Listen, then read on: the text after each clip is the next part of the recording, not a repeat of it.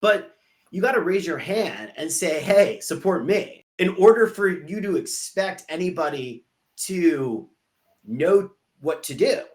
But most people aren't willing to take that action. So I think it's like a big awareness problem that people just don't even grasp the concept of outreach, the concept of profile optimization, the concept of reaching out to a direct message with a connection request, with a response that, like, helps facilitate sales. So let me ask you this, like, do you even remember, like, what was the mechanics that you took to get that win? Yeah. Great question. So it always starts with knowing who I want to reach out to. There's this saying, I don't know who came up with it. It's brilliant. But if you aim at nothing, you will certainly hit it. So if you don't know what you're aiming at, and that's what I'm hearing that young man saying, that he doesn't really know who his target audience is. Right. So if you should put him on the phone, he doesn't know who he's supposed to talk to, right?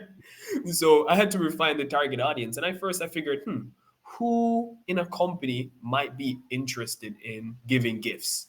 Like probably the ones who engage the employees, HR. And so they need to be big enough to have a budget, but small enough that they're easy to work with. Right? And so we found that kind of sweet spot. In the beginning, there was a little bit of pray and spray, or spray and pray. We're just Yeah. DMing HR across Jamaica, HR, HR, HR, HR. And I found that, oh, wow, we're picking up some traction. So we either got, yes, we're interested, or no, you hit us up too late, or three, we no response. So the first thing is I had to condition my mind that, okay, not everybody's gonna accept the connection invite, and not everybody's gonna even respond when I send a message. That's okay. That's totally fine. I think a lot of people have reservations with outreach because they don't like that feeling of being rejected. But the thing is, it's not that you're being rejected as a person. It's just that the thing that you have is being rejected because it's not needed at that time and place for that Mhm. person. It could in 2 months, or it could have been 2 months ago. You missed them by 2 months, but don't like you can't take it personal. And so I understood that from the very beginning. The first thing, like the mind, don't take it personal. It's totally okay. Some of those people followed up, the following year, and they actually became clients, right? So it took a year, but they became clients eventually. So the target audience was HR. Had to lay that down and kind of stick with it long enough to see some kind of traction. I didn't start with HR and then jump and say, okay, maybe let me move to operations, and then, oh, let me hit up the CEOs, and then have this big model this of random titles. No, so I stuck with HR, and so that started to bring results. I'm happy I did, but after setting the target audience, you want to move to messaging, but also being prepared to provide what they're typically going to ask for. If you reach out to corporate, what is corporate going to ask you to do? Like one of three things. Like, one, send it to my email, right? Send a proposal, send whatever, right? Your portfolio, send it to my email. Two, book a call on the spot.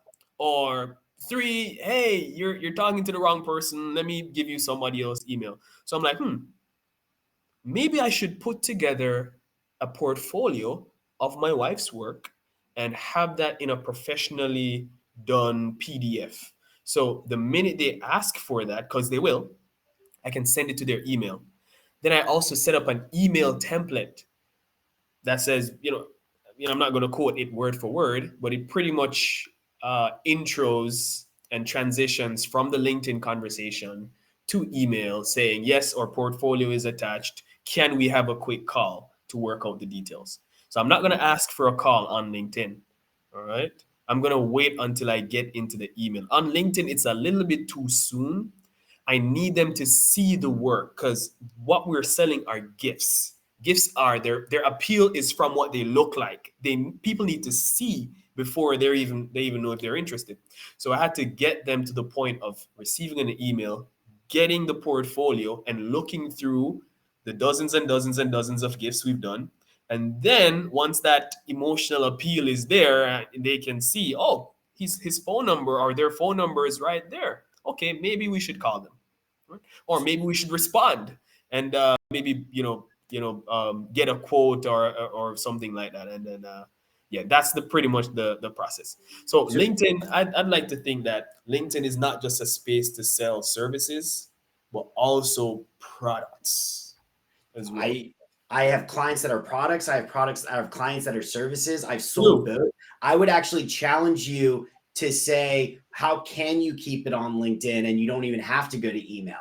And the way you do that is exactly what you said. Uh-huh. I call it positioning and messaging.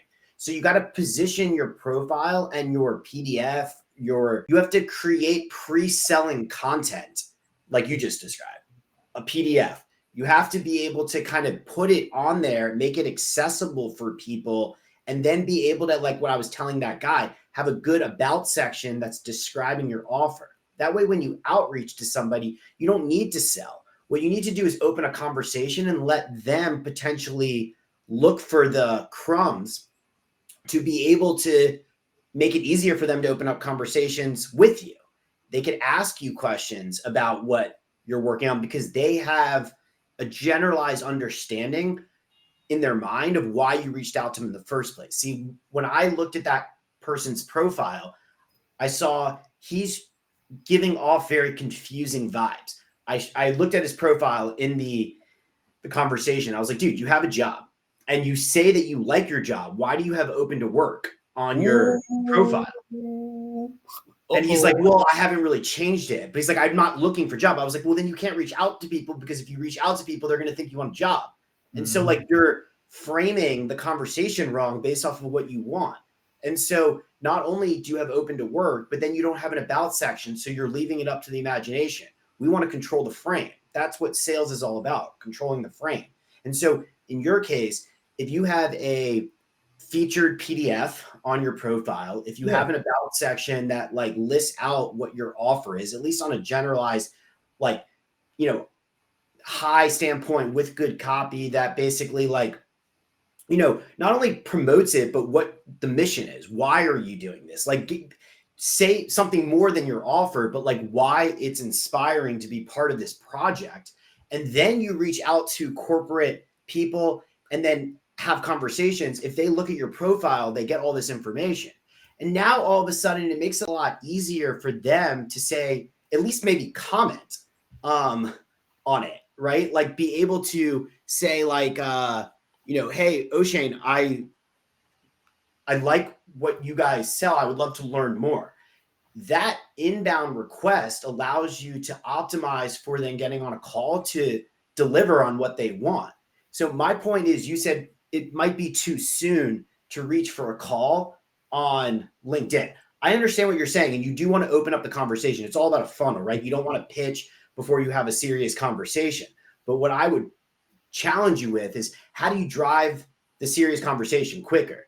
And the way you do that is not by talking, it's by having it's by controlling the frame and the messaging and the positioning on your profile, on your company page, make it very accessible and clear. So then when you reach out to the new people, what you're hoping happens is they self-select to learn more.